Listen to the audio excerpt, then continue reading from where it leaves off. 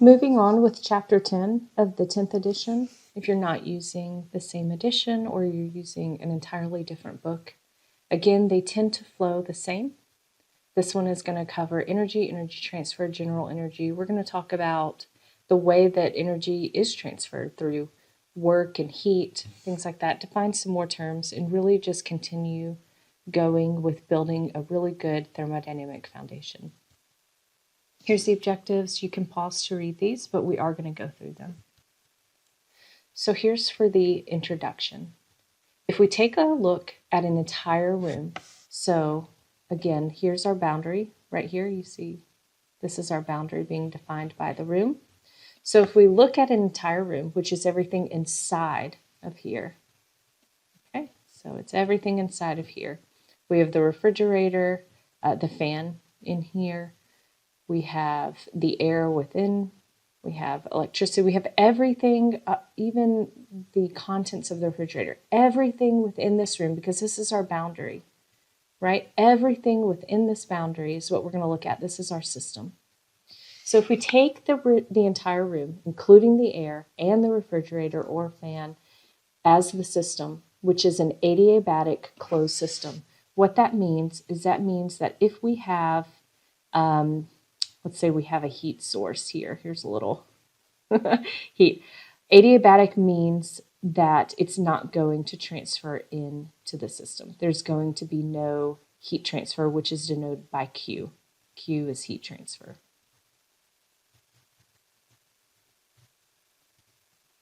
And when you have adiabatic right here, that means Q is equal to 0. There's no adiabatic, no heat transfer.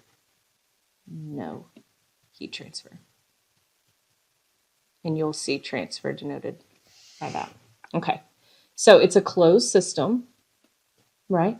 Since the room is well sealed and well insulated, the only energy interaction involved is the electrical energy crossing the system boundary and entering into the room. So that's right here. Okay, so not isolated, right? Because isolated means that this would not exist, right? There is something coming in, okay? As a result of the conversion of electrical energy consumed by the device to heat, the room temperature will rise. Okay, so you would think, oh, well, this is a refrigerator. It's meant to cool things. Wouldn't the room get colder? Well, maybe initially. Initially, it may get colder. But if it is closed and well insulated, and the only thing happening from the outside to the inside is this right here, this generates heat, right? And so the temperature will actually rise, right? Because it won't cool fast enough to counteract the heat coming in, because electricity is heat, right? We know that that's hot. A refrigerator operating with its door open in a well-sealed room and well-insulated room, the temperature of the room will rise. Okay, so here's one with a fan. A fan running in a well-sealed and well-insulated room will raise the temperature of the air in the room. Well, that makes sense too now, because there's actually no cooling effect. Air just circulates the existing temperature. So if all we're having now is some heat coming in, and some heat from the motor, right? Because we've got heat generated here too as well. And then we have heat that comes a little bit. If you get a fan fast enough, you can feel a little bit of heat, but if it runs long enough, it will raise the temperature. Energy can exist in numerous forms, such as thermal, mechanical, kinetic, potential. We talked about some of these already. Electric, magnetic, chemical, and nuclear. And there's some constitutes as the total energy. Okay, so the total energy, which is E. Whoops, I gotta stop pressing that button. E, which is the total energy, equals the sum of energies. All energy, sum of all the energy of a system. Thermodynamic only deals with the change of the total energy. Remember, we talked about what actually thermo and dynamics means to change. Okay. Macroscopic forms of energy, those a system possesses as a whole with respect to some outside reference frames, such as kinetic and potential energies. Microscopic, those related to on a molecular level. So you get it. Macroscopic, that's a big view. That's taking into account a lot. Microscopic, that's a small view at something. And then internal energy is the sum of all the microscopic forms of energy. Okay? So you have, let's see, there I am.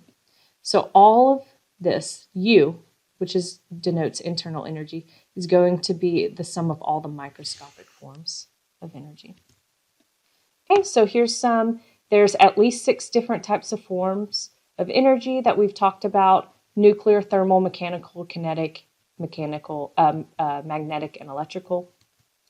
And then kinetic energy, remember we talked about that book? If you're holding a book and you drop it, let's come over here and draw a book. If you are holding a book, here's your hand. Okay. If you're holding a book, you have a ton of PE, of potential energy, right now. Okay? And if you drop it, that PE is going to convert to KE over the course of that book dropping. And this would be state 1. And this would be state 2. Remember, because those are those snapshots. You take a picture right here, and then you take a picture right here. And you can calculate. We're going to learn how to calculate, and you can calculate what happens in between here. Right? So the energy that a system possesses as a result of its motion relative to some reference frame is KE. That's why we have it down here at the bottom. And then potential energy is the energy that a system possesses as a result of its elevation in a gravitational field on Earth, right? The macroscopic energy of an object changes with the velocity of elevation. Okay, that makes sense. Okay, here's some formulas that we'll need to know. We have one for KE, PE, total energy, internal energy. So you see here, this total energy is equal to internal energy plus kinetic energy plus potential energy. So you'll need to know this. We'll need to know all of these. And then you can get it on a per unit basis as well. What's that E equals? I'm not sure what's going on with that. I'll work with that though. That must have messed up here. That's okay though. These are the ones that you're really going to need to know. Okay. And then, oh look, it's doing it again. Huh. I'm not sure what's going on there. I'll have to fix that. Okay. So the forms of energy, mass and energy flow rates associated with the flow of steam in a pipe of an inner diameter d with an average velocity. So you see V right over here, that denotes velocity. And then when you have a subscript over here, it's kind of like a name badge. So think of yourself if you're introducing yourself and your name is Kim, like me. My name would be Kim. I'm a person and I am Kim, right? So it's like a name tag. It just lets you know what we're talking about here. That's why when we do states, so you'll do like a state 1 and then a state 2, right? So it denotes which one you're talking about. We've got a mass flow rate, which is mass equal rho and then V for velocity, right? And then we have energy flow rate, which is the same. It's just E equals ME. Okay. And then some physical insight to internal energy. We have sensible energy, latent energy, chemical energy, nuclear energy. We have some of these. We're not going to go too much into them at this point. So thermal energy is sensible plus latent. And then internal energy is sensible plus latent plus chemical plus nuclear. So it's everything inside of something. So if you're talking about the internal energy of water, right, then you would be looking at everything sensible, everything latent, everything chemical, everything nuclear, right? Everything that is applicable. Some of these may even be zero, right? Some of these subcategories, but you would want to denote those. The internal energy of a system is the sum of all forms of the microscopic energies. The total energy of a system can be contained or stored in a system, and thus can be viewed as the static forms of energy. The forms of energy not stored in a system can be viewed as the dynamic forms of energy, or as energy interactions. The dynamic forms of energy are recognized as the system boundaries as they cross it, and they represent the energy gained or lost by a system during a process. The only two forms of energy interactions associated with the closed systems are heat transfer. This is the most important part for you to get right now. If I ask you, how is energy transferred? How is energy transferred? The answer is heat transfer, which is Q, and work, W. Okay, these are the two ways. And what do I mean by how is energy transferred? I mean, if you are a person and you need to be transferred from point A to point B, there are two ways for you to get there: a car and a truck. Okay, there are two modes of transport for energy. Energy is the person. It needs to get from point A to point B, or from state 1 to state 2, right? How can we get that energy from state 1 to state 2? We can either use heat transfer or we can use work. It's the two ways to do things. These are the two ways, the modes of transport for energy. The difference between heat transfer and work: an energy interaction is heat transfer if its driving force is a temperature difference. Otherwise, it's work. So this is what I want you to think of. And I often use a person as an example because it's very natural for you to understand, because you are also a person, right? So if you're standing outside and you are receiving energy from the sun, that's going to be a heat transfer. You're receiving Q. You're receiving heat transfer from the sun, right? Your temperature is going to have a difference when you're outside in the sun. Or what if you're in a freezing climate, right? You are still going to have heat transfer. It's just not going to be coming in. It's going to be coming out, right? You're going to have negative heat transfer. You're going to be losing, right? And so therefore, you will still have a temperature difference. It'll just go down instead of up. Either way, that's a heat transfer. As far as work, I want you to think of pushing a box. If you need to get that box from point A to point B, are you going to just go and stand by it and warm it up with your 98.6 degrees, give it some heat transfer, and hope the box moves? No, it's not going to work. You can't transfer energy in that way and get that result that you need. You will transfer energy. You will actually happen, but it won't do what you need it to do. You will need to work to get it. You will need to push. You will need to convert your internal energy and push and convert and move energy to that box and move it across the floor.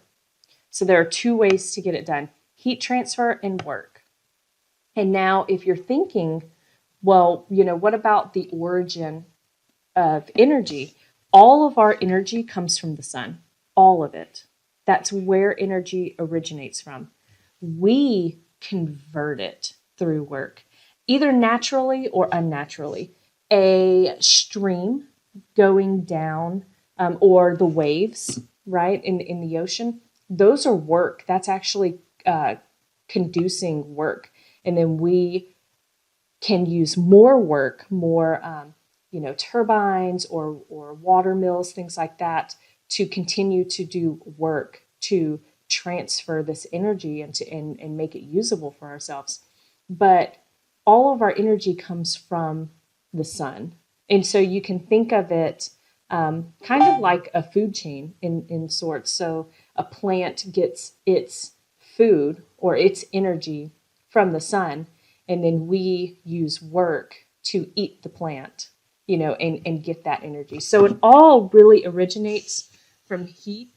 However, the way that we can transfer energy is only by two ways, and it's heat transfer and it's work. Here are the forms of energy. We've talked about those: microscopic, macroscopic. It even talks and gives you a good example of water. And the microscopic kinetic energy of molecules does not turn the wheel, right? So here we are. Whoops. So let me erase that. Okay. So over here, these little bits of moving, just the water sloshing around. It's little water molecules. This is not actually going to turn the wheel. You need some kinetic energy with that, some macroscopic kinetic energy. And so you need it to actually flow through. You need some work being done to power this turbine. The microscopic kinetic energy is an organized form of energy and is much more useful than the disorganized microscopic kinetic energies of the molecules, because the microscopic kinetic energy, it's very disorganized. It's all within itself. It's not amounting to anything particularly useful when we're talking about mechanical thermodynamics, right? Because we want to extrapolate the energy from that. And so that's difficult, or not difficult, but much less ways to do that on a microscopic level versus a macroscopic, where you can use the water as a tool. We do have nuclear energy, and the best known fission is reaction involving the split of uranium atoms. And so we talk about that. And then nuclear energy by fusion is released when two small nuclei combine into a larger one, so when they're put together. Okay, and so interesting, the uncontrolled fusion reaction was achieved in the early 1950s, but all the efforts since then to achieve controlled fusion by massive lasers, powerful magnetic fields, just things like that, to generate usable power, they have failed. And then this shows the fission of uranium and the fusion of hydrogen during nuclear reactions, and then the release of that nuclear energy. We're going to be talking about mechanical engineering, mechanical energy. For the most part, it's the form of energy that can be converted into mechanical work, right? So when we were looking at the water being converted into mechanical work by use of that turbine and the flow properties, and directly by an ideal mechanical device such as an ideal turbine. Kinetic and potential energies, the familiar forms of mechanical engineering. Remember, total energy is U, which is internal energy, plus kinetic, plus PE, potential energy. And then here's some formulas as well. And then, of course, mechanical engineering, change of a fluid during incompressible flow per unit mass. We've got those. And then the rate of mechanical engineering, change of a fluid during incompressible flow. You've got that formula as well. These are good to know, but they're going to make much more sense when we actually start working them. Mechanical engineering, mechanical energy, I'm sure I'm going to do that many times. Mechanical energy is a useful concept for flows that do not involve significant heat transfer or energy conversion, such as the flow of gasoline from an underground tank into a car, right? So if you're using the gasoline to power the vehicle, you can't depend on its heat transfer to do so, right? It does not involve significant heat transfer or not usable heat transfer, not enough to power a vehicle. We need mechanical energy. We need pistons. We need drive shafts. We need, sparks to ignite, things like that. We need a whole unit or a whole system to convert and extrapolate the energy from fuel to actually power the vehicle. Mechanical energy is illustrated by an ideal hydraulic turbine coupled with an ideal generator. So these are just showing different ways that we can extrapolate mechanical energy by way of mechanical energy. In the absence of irreversible losses, the maximum produced power is proportional to A, the change in water surface elevation from the upstream to the downstream reservoir, or B, close-up view, the drop in water pressure from just upstream. So what this is saying is that when you start losing your working fluid, right, you're going to have proportional drops or proportional increases. And when we're talking about ideal items, when you see the ideal, that means best case scenario. So when we're talking about ideal hydraulic turbine, that means that it is working flawlessly, right? Which we know is not going to happen. But again, one of those assumptions, we're going to assume that it's working in ideal states, right? Everything is working perfect. There is no, we're not even accounting for friction. We're not, we're in a frictionless, perfect scenario. It's working 100% efficiency, things like that. Of course, that's never going to happen, because then that means that nothing can be improved and you have gotten the most perfect, or not even the most perfect, right? You have gotten the perfect hydraulic turbine. However, we do have to make some assumptions in regard to those, because if not, you could take everything to an account, and then, those things would end up being negligible and never give you an answer at the end anyway. Okay, so we talk about those when we start talking about ideal and ideal gases, things like that. And then when you have something that's irreversible or reversible, it's just like you're saying, if something is reversible, that means it can go back, right? So like a cycle, like a clock. If it can go right back and it's all the same, then it's reversible. And if it can't, then it's irreversible, right? That means you can't undo it, or you can't cycle through and get back. Okay. Heat is the form of energy that is transferred between two systems or a system and its surroundings. And then you would have states by virtue of temperature difference, right? We talked about that. That when you have temperature differences, then you do have heat transfer. It can either be heat loss or heat gained. Energy can cross boundaries of a closed system in the form of work and heat, right? So if we have this system over here, this work, let's say that is maybe a moving boundary, right? So maybe we have like a side-to-side piston, so we have some compression, right? So if that's going backwards and forwards, then you would have some mechanical work being done, right? You would have work being done. And then heat, you can just say, well, hey, I have a flame under here, and that's going into here. It's crossing through the boundary. Or, either way. So you can have heat or work being done on a closed system. And remember, isolated, none of those work for isolated. Right? So in a closed system, both of those work. You can have heat transfer, which is cute, and you can have work. And then in isolated, you have no work and no heat transfer. Okay? And then temperature differences is the driving force for heat transfer, right? Because we are all trying to get to equilibrium. That's what our universe is doing. So when those changes change, whether it be by heat loss or heat gain, then that results in a temperature difference, and that is a method of which energy can flow. So it's a driving force. The larger the temperature difference, the higher the rate of heat transfer, of course, because, if you have, let's say you have 100 degrees Fahrenheit and equilibrium, for your room is 70 degrees Fahrenheit. And say you have, this is room 1, and this is room 2, and this one is 80 degrees Fahrenheit. And you're still trying to get to 70 because 70 is equilibrium. I'll just do equal. The difference here is going to be 30 degrees, right? The difference here is going to be 10 degrees, right? So the larger the temperature difference, the higher the rate of energy transfer because you just need to transfer more. Heat transfer per unit mass. So you see that Q. Anything denoted by, oh, dang it.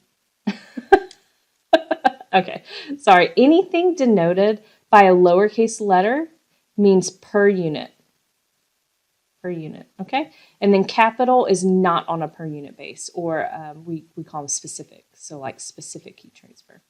The amount of heat transfer when heat transfer rate is constant, that is, what is happening? You can kind of see it's just a Q right here. I don't know what those ands are doing. Okay. And then the amount of heat transfer when heat transfer rate changes with time, of course, it's the heat transfer Q times delta, which is over here. Delta, which is the change in time. So like T2 to T1, something like that. Energy is recognized as heat transfer only as it crosses the system boundary. Why is that? Well, that's because we all have internal energy, right? So if it's within the system, if you have a block of ice, okay, and you have all these molecules moving right in here, it actually is going to produce some heat on its own. It may be microscopic, it may be very small, right? But it is going to produce some because it's moving, okay? So even you just moving in the air, if you're just running down the road and air is, blowing by you, the air, if you were able to measure the air that is coming into contact with you or that is right next to you, it's going to be hotter than a foot away from you. So you do generate some heat just by moving. However, we don't recognize it until something happens in this boundary, right? So if we have a sun right here and it's flowing from hot to cold and this is melting down, well, then we're talking about this energy right here. So we've got Q transfer here. We're talking about this. We're not talking about this microscopic U here. During an adiabatic process, a system exchanges no heat with its surroundings. Remember, adiabatic, you will need to know this. Adiabatic, Q equals 0. You need to know that, okay? The relationship among Q, Q, and Q. It's perfect. Okay, so you have Q right here, and then you have mass, and then you have a change in time, and then you have some formulas here that you can use. These are just really simple, but again, we will work through them. But this is on a specific base. This is just regular, and then we have Q prime, which is right up there. Okay? Okay, and then we've got a historical background of heat. Caloric theory, it asserts that heat is a fluid-like substance called the caloric. That is a massless, colorless, odorless, and tasteless substance that can be poured from one body to another. Kinetic theory treats models as tiny balls that are in motion and thus possess kinetic energy, right? We talked about that. And then heat is the energy associated with a random motion of atoms and molecules. Okay?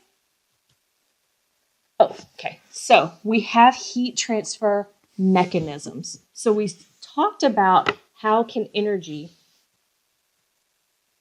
where are we at? There we are. Okay.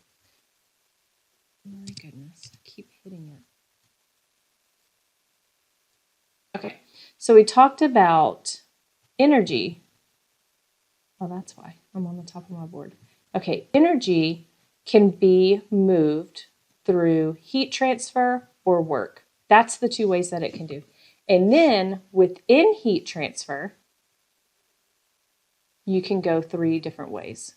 Okay, so you can do conduction, convection, and radiation. Conduction is a transfer of energy from the more energetic particles of a substance to the adjacent, less energetic ones as a result of interaction between particles. Okay, so You put 2 cups together, boom, it's going to flow from hot to cold.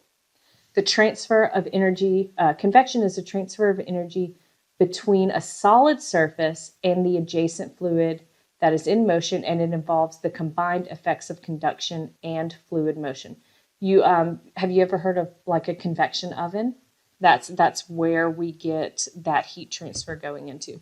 And then radiation, which you are probably most familiar with, is the transfer of energy due to the emission of electromagnetic waves or photons. That's what we get from the sun. Okay, so you can conduct energy. You can put 2 things together. You can convect energy, and that's like using your convection oven, which or like a microwave. And then radiation is the transfer by use of electromagnetic waves or photons. Okay, and then work. Remember, so we've got 3 ways to achieve Q, which is heat transfer. And now we have work, the energy transfer associated with a force acting through a distance. Okay, a rising piston, a rotating shaft, an electric wire crossing a system boundaries. They're all associated with work, right? Formal sign of convention, heat transfer to a system and work done by a system are positive. Heat transfer from a system and work done on a system are negative. Does that make sense? Okay, let's read through it one more time. Heat transfer to a system and work done by a system are positive. So for the system, we're getting heat in, Q in, and we are doing work, the work done by a system. So this work, whoops, I'm on that button again. Hopefully it'll get better. And then work out, these are both positive, right? It's getting hotter. We're getting heat transfer in. It's getting hotter. It's positive. Work, we are producing work. The system is producing work. It is positive. Heat transfer from a system, Q out, and work done on a system, right? So think of maybe like the turbine in the water. If the water is the system, the turbine is doing work on the system. So work in, these are negative, right? Think of it, the easiest way for you to see this now as an introduction is think of it like this is 100 degrees Fahrenheit, right? Work, Q in, heat transfer in, is going to make the temperature raise, right? If you've got 10 coming in, you're going to have 110. Okay, and if you have heat going out, if the heat going out is 10, you're going to have 90. It's negative, okay? Alternative to sign convention is to use the subscripts in and out, right? So that you know what you're talking about. If you have 2 Qs and you have heat transfer, how do you know which one is in or out? Remember, you use that name tag. Use that in and out, that subscript. Okay. And then heat transfer by work, you see work on a per unit mass. You see that it's lowercase there, right? So little w is on a per unit mass. It's equal to overall work divided by its mass. Okay, and then there's the relationship between those 2 or 3. And then heat versus work. Both are recognized at the boundaries of the system as they cross the boundaries, because that's what we're looking at. We're not looking at it on a microscopic level. We may use information from a microscopic level, but I am not going to ask you to physically calculate and go and experiment and find out the internal energy of water. I'm not going to ask you to look at the internal atoms and molecules of that water and tell me what it is. Now, I may ask you what is, and as a matter of fact, I will ask you what the internal internal energy, or by which way a specific working fluid is. I will ask you to find you, but I will not ask you to compute you. Does that make sense? That is a whole separate side of thermodynamics. We are concerned mostly by the mechanical portion of it. Okay, so therefore we're interested in taking the information that another discipline, maybe chemical engineering, right?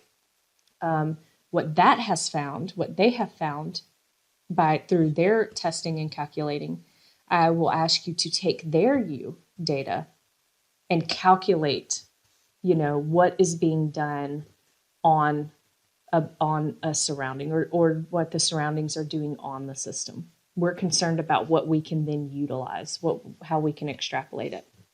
Okay? That is both heat and work are boundary phenomena, right? We're concerned about what happens at the boundary. It is essential for you to first understand what is your system, what is your boundary, imaginary or not, right? Is it movable? Things like that. Systems possess energy, but not heat or work, right? It possesses energy, but until it does something at that boundary, we're not concerned about it. Both are associated with a process, not a state. Remember, we look at the states. You're going to work in the states, but we're working in the states to get the process information, right? So just like that other one that we had, if we have, let's say we have 2 pistons, okay? And here's our boundary, or that's our system. Here's our boundary right here.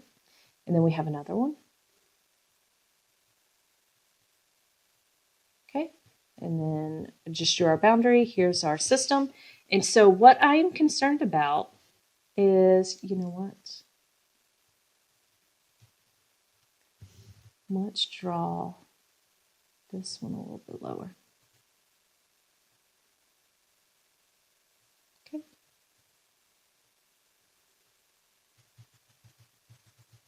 Okay, and so if you have state 1 and state 2, and this right here, it may make sense now, but it's not going to make sense when you actually start working on them. Let's just say this is 10. The system's 10. It has a lot of other things, but for simplicity, let's say this is 10.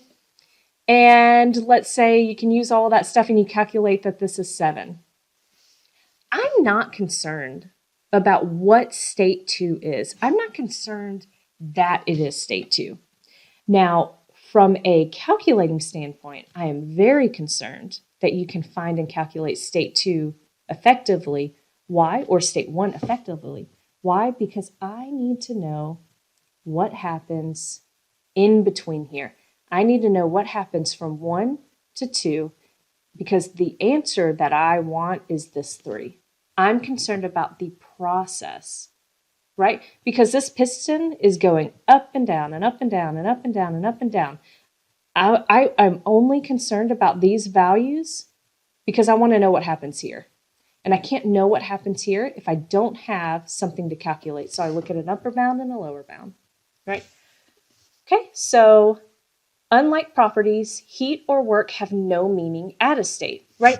It doesn't mean anything. You can't come and tell me, well, what's inside my piston is 10. I'm like, oh, thank you. But if you tell me my piston compresses 3, then that means something. Both are path functions. That is, their magnitudes depend on the path followed during a process. So you're going to see those process paths. We're going to plot them. You're going to really understand those things. And here's some formulas that we'll use. Okay, so here you see process A, process B, process A, process B. This is a cycle. Properties are point functions, but heat and work are path functions. Right? So we have point functions. You can give me the work done at a point or at a state. You can give me the internal energy at a state, right? You can give me heat or temperature at a state, right? You can give me those things, sorry, not work, but you can give me temperature at a state. You can give me potential energy at a state. You can give me kinetic energy at a state. You can give me U at a state.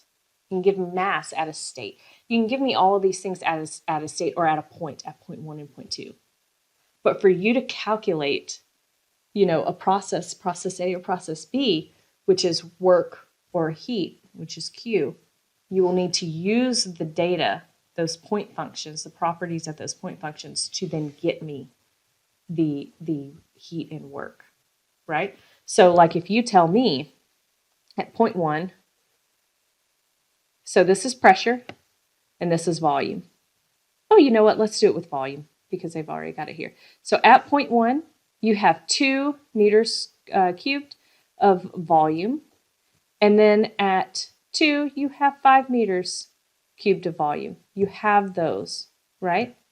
But I know that the change is 3. So you could use that volume change to then go in and calculate. So you have change in volume, and you can go in and you can calculate things like work and heat transfer and stuff like that, given you have some additional data as well. So electrical work, you've got some information here. When potential difference and current changes with time, it's just really giving you some formulas. We will use those, just not right here. Again, I'm not sure what this and is, but let me know if you can't see through them, but I feel like you can see through them. Okay. All right, there are 2 requirements for a work interaction between a system and its surrounding to exist. There must be a force acting on a boundary. The boundary must move. Okay, so work equals force times distance. We talked about that. And then when a force is not constant, you do have an integral there, which we will get into. The work done is proportional to the force applied and the distance traveled. That should make kind of sense. Just think about it as moving a box, right? There are 2 requirements for a work interaction between a system and its surrounding to exist. There must be a force acting on the boundary. Got to have a force. And the boundary must move. You have to actually move it, right? It can't just stay stationary. It actually has to move for there to be work done.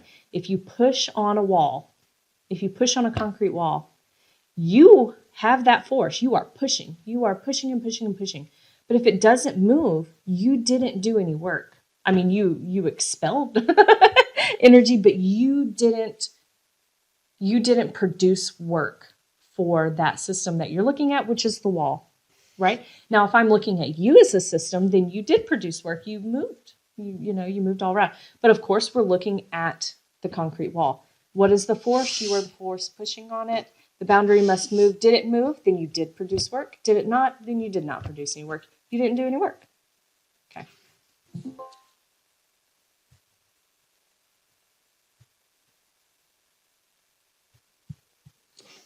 We're going to stop here, and we will pick up with lecture 3 and continue on through chapter 2.